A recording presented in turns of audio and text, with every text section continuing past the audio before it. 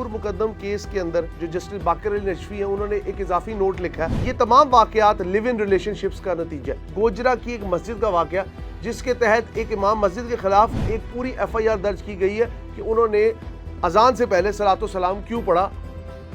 السلام علیکم viewers, welcome to another vlog. میرا نام ہے حمزہ ساجد رانا. آج کے ولاگ کے اندر ہم دو خبروں کو ڈسکس کریں گے. پہلی خبر تو یہ ہے کہ نور مقدم کیس کے اندر جو جسٹس باقر علی نجفی ہیں انہوں نے ایک اضافی نوٹ لکھا ہے جس کے مطابق انہوں نے کہا یہ واقعہ انتہائی افسوسناک ہے اور اس میں جو مجرم ہے ظاہر جعفر اس کو قرار واقعی سزا یعنی کہ سزائے موت لازمی ملنی چاہیے. لیکن ساتھ ساتھ ایک بات کا انہوں نے اضافہ کیا اضافی نوٹ کے اندر. انہوں نے کہا یہ تمام واقعات لیو ان ریلیشن شپس کا نتیجہ ہے.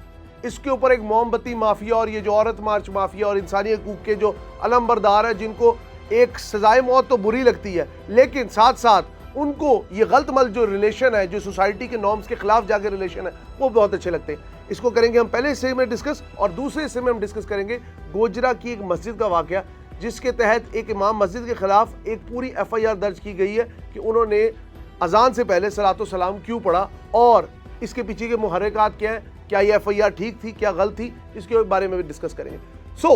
پہلے کیس کی طرف آتے ہیں. آپ کو پتا ہے کہ جس طرح نور مقدم کیس ہوا جس کے اندر ایک ظاہر جعفر امریکن سٹیزن نے یہاں پہ آ کے ایک لڑکی کو بہت برے طریقے سے بیہیڈڈ کر دیا، قتل کر دیا اپنی رہائش گاہ کے اندر اور اس کے بعد اس کے سر کو قلم کر کے علیحدہ کر کے رکھ دیا. یہ کیس نے بہت ہائپ پکڑی سوشل میڈیا پہ، ایون امریکن اخباروں تک میں اس کا ذکر کیا گیا.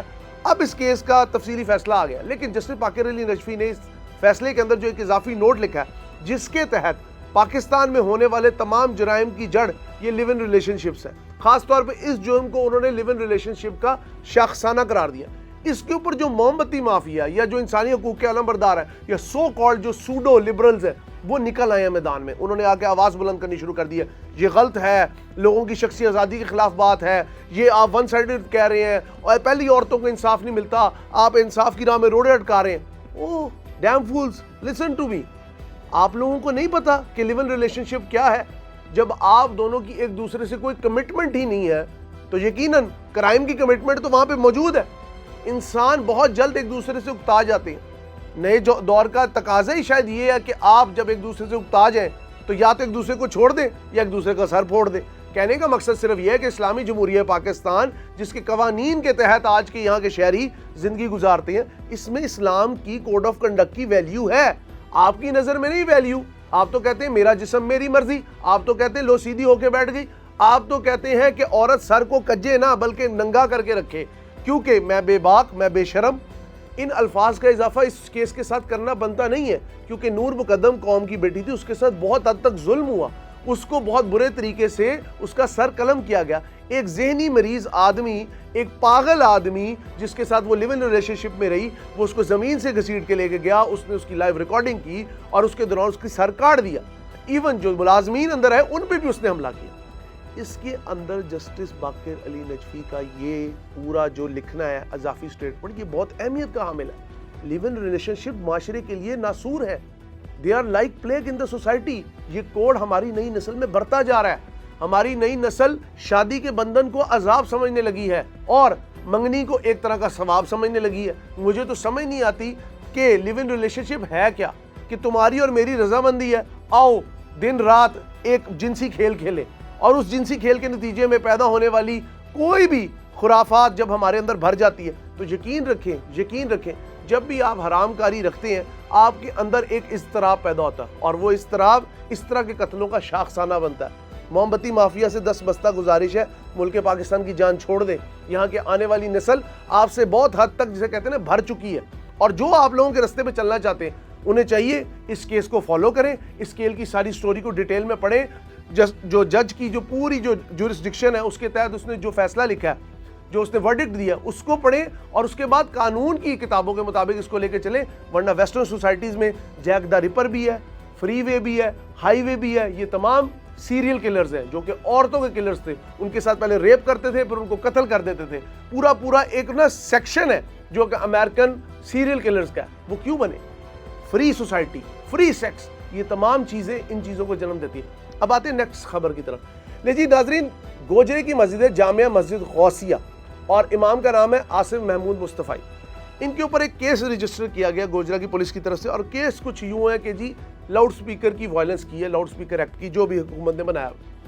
اس کے اندر درخواست یہ کی گئی کہ جی نماز سے پہلے صلاۃ و سلام پڑھا گیا اور وہ بہت دیر تک وہ چلتا رہا, جس کی وجہ سے جو شہر کے امن عام جو ایک معاملات ہیں ان میں مسائل آئے, جس کی وجہ سے یہ کیس کیا گیا, اور امام مسجد FIR کے متن کے مطابق تالا لگا کے فرار ہو گیا اور وہ چلتا رہا, جس کی وجہ سے عام لوگوں کی پریشانی ہوئی اور پولیس اس میں داخل ہوئی. اب کہنے کا مقصد صرف یہ ہے کہ یہ تو بر صغیر کا نام ہے کہ یہاں پہ اذان سے پہلے حضور پاک صلی اللہ علیہ وسلم کی ذات بابرکت پہ صلاۃ و سلام پڑھا جاتا ہے. لیکن اگر اس میں مولانا حضرات کی کوئی غلطی تھی تو ہمارے میڈیا کو یا ہمارے اینکر حضرات کو یا جو یہ نیوز بناتے ہیں انہیں احتیاط کرنی چاہیے تھی کہ اس کو آپ نے ایک مذہبی مسئلہ یا توہین مذہب کا مسئلہ نہیں بنانا چاہیے تھا.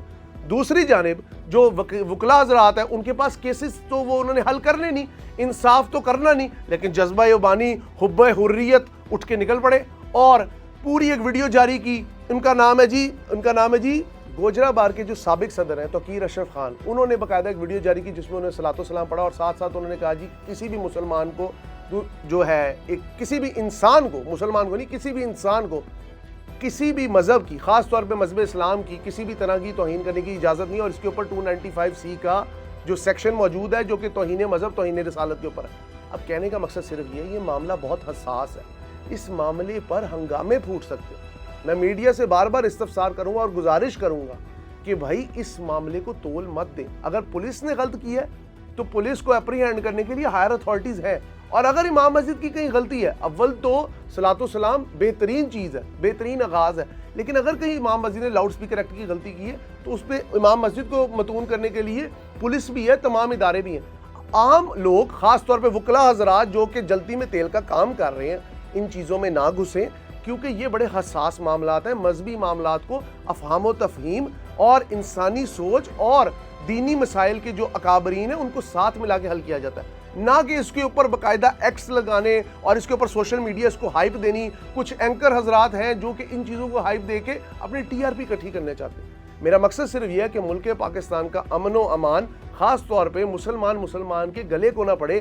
اس کے لیے بہترین حل یہ ہے کہ اس کے اوپر اکابرین سے فیصلہ کرایا جائے, مفتیان کرام سے فیصلہ کرایا جائے, تمام مکتبہ ہائے فکر کے لوگوں کو بٹھایا جائے اور ان سے پوچھا جائے کہ کیا اس کے اندر کوئی ایسی گستاخی ہوئی ہے.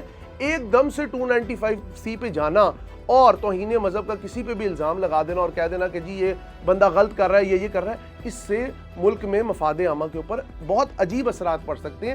تمام مسلمانوں کا یہ فرض ہے کہ حضور پاک صلی اللہ علیہ وسلم کی ذات کے اوپر اپنی جان قربان کریں, لیکن ساتھ ساتھ اس بات کا بھی خیال رکھیں کہ ان قوانین کے آپ لوگ اگر غلط استعمال کریں گے تو لوگ ان کے اوپر غلط انگلیاں اٹھائیں گے. آگے کئی لوگوں نے دین اسلام کا مذاق بنا کے رکھ دیا. ہم مسلمان ہیں, ختم نبوت پہ ہمارا ایمان ہے, اور ختم نبوت کے ایمان کے تحت دوسرے مسلمان کو سچائی بیان کرنے کا موقع دینا چاہیے. یہ تمام باتیں اس ولاگ میں اس لیے کی گئی کیونکہ کئی لوگ اس کو صرف مذہبی منافرت اور توہین رسالت کے تناظر میں دیکھ رہے ہیں. عام انسان, عام پولیس والا, عام قانون نافذ کرنے والا نہ آپ کا دشمن ہے نہ میرا دشمن ہے. وہ قانون کے ہاتھوں بندھا ہوا ہے, اسے اوپر سے آرڈر آئے گا, وہ اس کے اوپر عمل کرے گا. خدا کسی بھی دینی معاملے کو توہین کا رنگ دینے سے پہلے یہ سوچ لیا کریں کہ اس میں آپ کا بیٹا بیٹی, آپ کا ماں باپ, آپ کے گھر کا سربراہ بھی کسی حد تک شامل ہو سکتا ہے. الفاظ کا چناؤ اس لیے امپورٹنٹ ہے کیونکہ ایک لفظ یا ایک جنبش قلم کسی انسان کی زندگی کو ختم کر سکتی ہے. امید ہے آپ کو میرا ولاگ پسند آیا ہوگا, لیکن اپنے قیمتی فیڈ بیک سے ہمیں ضرور آگاہ کریے گا کیونکہ اس سے آپ کی اور میری بہت حد تک رہنمائی ہوتی ہے. بہت شکریہ.